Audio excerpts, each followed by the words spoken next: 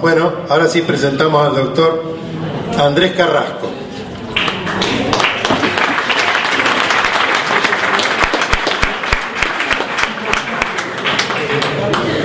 No sé qué quiero. Si quiero que me pongan las luces.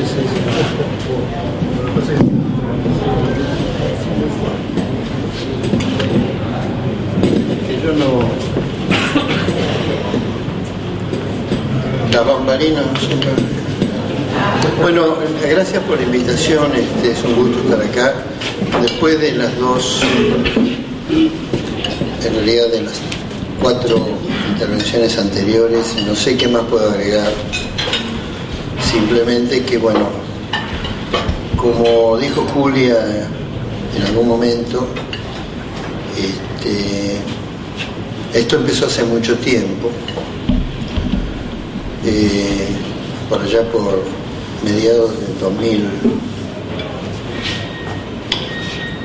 2007, a partir, digamos, de algunas cosas que me parece que lo más importante de recordar acá es que cuando uno pone en funcionamiento determinadas cosas en un país como este, siempre hay consecuencias, y cuando esas cosas van dirigidas a pegarle a la naturaleza, el primero que sale no son ni las vacas ni los perros los que primero gritan, sino son las personas.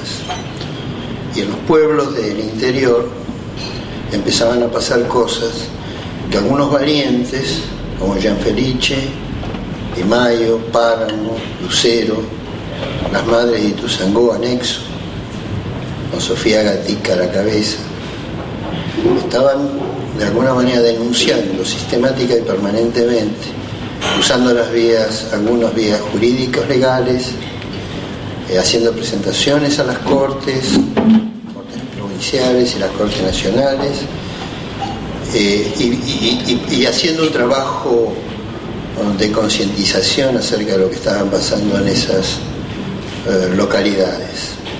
Estoy hablando de Misiones, estoy hablando de Chaco, de Santa Fe, Entre Ríos, Córdoba. El científico no se caracteriza por ser muy abierto a esas cosas. En general uno tiene la sensación, ustedes deben tener la sensación, lo cual es absolutamente cierta, de que para poder desarrollar estas tareas hay que aprender a vivir dentro del tupper, lo cual es fácil, porque la realidad siempre está por afuera, y como uno lo mete dentro del tupper y la realidad queda siempre afuera. Pero a veces, por esas cosas de la vida, uno tiene otras experiencias en paralelo. Y bueno, yo creo que un periodista importante como Darío Aranda fue un elemento, una bisagra, una polea de transmisión de esa problemática a través de Página 12. Eso se terminó porque Página 12 recibió órdenes de no publicar más cosas respecto de esto, que vienen del superior gobierno de la nación, o por lo menos de algunos lugares. Y Darío Aranda fue polea de transmisión de esto, y fue un lugar de resonancia en ese medio en particular, y no porque me interese Página 12 en particular, pero ese era el medio donde estos problemas aparecían, y yo lo tengo que rescatar porque es a partir, digamos, de algunos paseos míos por el interior y de algunas lecturas de esto, donde se sintetizaban los problemas, es que yo voy tomando contacto con esta problemática. No piensen que para mí el glifosato o un herbicida, que como cualquier otra sustancia son venenos para matar plantas, y por lo tanto también, ¿por qué no animales?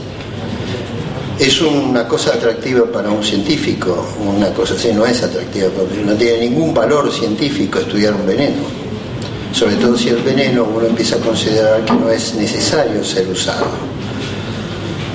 Digamos, el hombre decide usar ese veneno en función de un modelo de producción. Por lo tanto, en realidad, científicamente no tiene ningún valor estudiarlo. Y dije, bueno, en todo caso vamos a ver, dentro de lo que nosotros podemos hacer en el laboratorio, es un laboratorio de embriología, y hace muchos años que está en la Facultad de Medicina, desde que yo volví del extranjero, que tiene una metodología y un sistema experimental más o menos consolidado. Y bueno, sí hice los experimentos que había que hacer para probar cuál era el efecto, si era cierto o no si era cierto. Si yo podía comprobar lo que Páramo decía que sucedía en Malabrigo, lo que Lucero decía que sucedía en el Chaco, lo que Di Maio decía que sucedía en Misiones, en Posadas, o lo que las madres de Ituzaingó decían que sucedían en Ituzaingó, a pesar de lo que los médicos decían que no sucedía, ellos lo veían todos los días. Los experimentos en sencillo los resultados fueron positivos para malestar de muchos, porque la ciencia no puede dar malas noticias, la ciencia tiene que dar buenas noticias, y todo lo que sea, toda estructura que esté montada en un modelo tecnológico, para una concepción tecnológica, no puede dar malas noticias, tiene que dar buenas noticias. Entonces, ese fue el principio de este gran debate, digamos, que se instaló no porque no estuviera, sino porque se hizo público y salió a luz. Y ahí es donde empiezan a aparecer, vuelven a aparecer y toman protagonismo aquellos que, como Páramo, Malabrigo, Julia misma, los otros diputados en las provincias, empiezan a tomar, que ya estaban enterados de esto, que no era una cosa nueva, pero que eso empieza a aparecer casi perversamente porque a un científico se le ocurrió hacer unos experimentos para dar cuenta desde la ciencia de que algo que estaba pasando en realidad podía ser cierto, lo cual es perverso. Porque si tiene que venir un científico para certificar la realidad, entonces ¿qué le queda a la realidad? Esto cayó sobre los hombros de un tipo que tiene una trayectoria que, bueno, pudo aguantarla. Si hubiera sido a lo mejor otro, lo hubieran hundido en un pantano de acusaciones o descalificaciones. En realidad, el intento lo hicieron, pero bueno, uno pudo defenderse con lo que tuvo, con lo que tiene.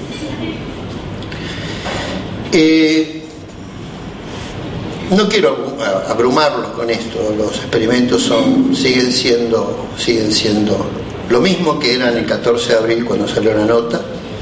Esa nota que fue muy criticada porque no había sido publicada primero en una revista. Lo que yo no me explico es por qué se hacen congresos científicos donde se muestran trabajos para la comunidad científica que no están publicados en revistas todavía. Ahora sí era un pecado capital, casi una herejía, que un científico que había tomado un tema a partir de la realidad y no a partir del tupper de su laboratorio o de la imaginación mientras se toma la ducha de la mañana, y que se había inspirado, en todo caso, si ustedes quieren, en la realidad, sí lo diera a conocer a aquellos que estaban directamente interesados y que habían sido la motivación de ese tiempo empeñado en hacer esos casi estúpidos experimentos. Y es perverso que un científico, insisto, tenga que salir a convalidar la realidad, porque la realidad está en las madres de Ituzaingó, en los chicos enfermos en las provincias, en el cáncer que hay en todos lados, en el incremento de linfomas y leucemias. Esa es la realidad. En la realidad de un modelo productivo, como dijo la diputada, que ha instalado un paquete tecnológico. Y acá viene la segunda parte de esta cuestión. ¿Por qué se defiende tan groseramente, por qué se defiende con tanta vehemencia la inocuidad de un estúpido herbicida? Se defiende porque se está tratando de justificar un modelo productivo. La ciencia no genera modelos productivos. Los modelos productivos, que son concepciones de progreso en el sentido amplio de la palabra, en el sentido benigno de la palabra, el progreso que significa que producir más de algo o progresar en algo. Progreso es una instalación, digamos, de la concepción europea del siglo XVIII y XIX, que indicó desde Inglaterra fundamentalmente cuál era la idea civilizatoria del progreso. Una vez que se habían llevado todo el oro de Latinoamérica y que habían construido capitalismo en las naciones europeas, ellos nos enseñaron a nosotros, nos quisieron enseñar qué era el progreso. También nos quisieron enseñar y determinar cómo debíamos salir de los colonialismos. Y eso también es parte de esta historia. Entonces, cuando una forma, una concepción civilizatoria, una concepción de progreso, una concepción de un modelo de producción, sea este cual fuera, también se instala un desarrollo científico-tecnológico. Por lo tanto, los desarrollos científicos tecnológicos nunca son independientes de los modelos que están instalados. Esto es el capitalismo en su esencia.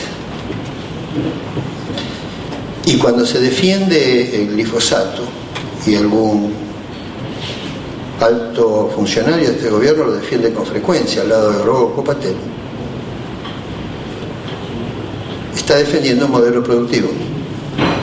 Un modelo productivo que, en mi entender, y en esto seguramente podemos disentir, no está cuestionado en este país.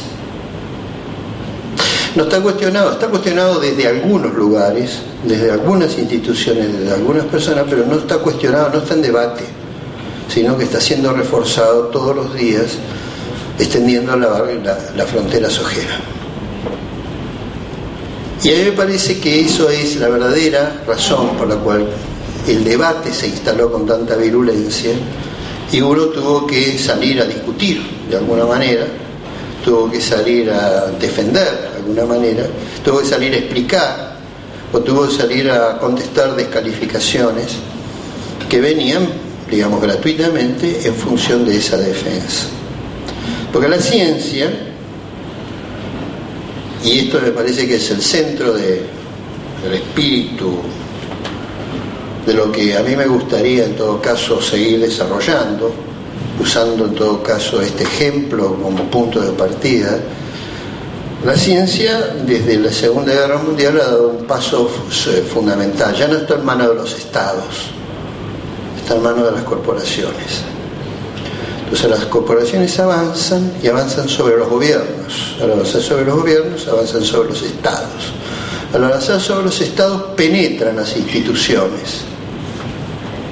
Entonces tenemos a los ingenieros de CONEA paseando por el Valle de Punilla, haciendo prospección de uranio, de minas de uranio a cielo abierto, en el Valle de Punilla, Córdoba, cerca de La Falda, con aquellas empresas que están interesadas en la explotación minera.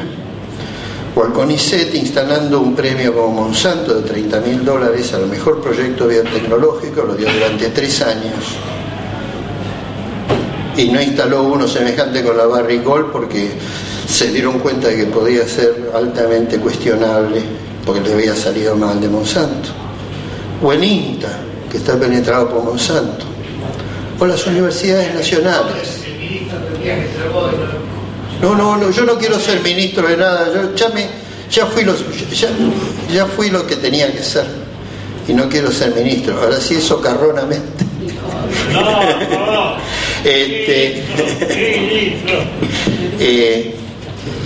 No es cuestión de ministro, es más complicado el problema, porque si yo demonizo a un ministro estoy recortando el problema.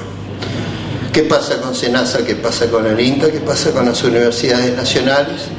¿Qué pasa con la Universidad de San Martín con su departamento de sociología junto con la Secretaría de Minería para ir a convencer a la mina Valadero o de Pasco Lama o de Famatina a los pobladores para que no hagan